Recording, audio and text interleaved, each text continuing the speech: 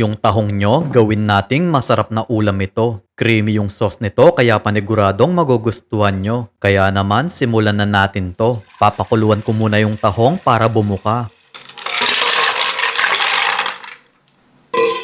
So, okay na yung tahong natin. Hetong mga lutuan na ginagamit ko, ilalagay ko na lang sa comment section kung saan ko nabili ang mga ito. 1 kilong tahong nga pala itong lulutuin ko. Next, magtunaw tayo ng butter. Pwede din kang gumamit ng margarine. Sunod naman, igigisa ko na yung sibuyas. Next, yung bawang.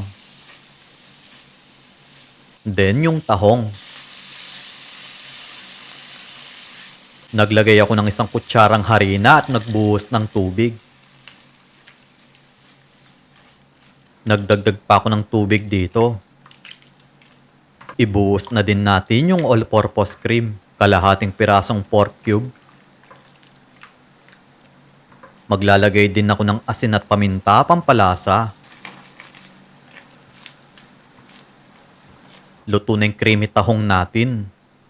So, mag-plating na tayo. Naglagay ako ng dahon ng sibuyas pampaganda. Kaya kung gusto nyo pang makapanood ng mga recipe na tulad nito, mag-follow lang kayo kay Lokong Kusinero.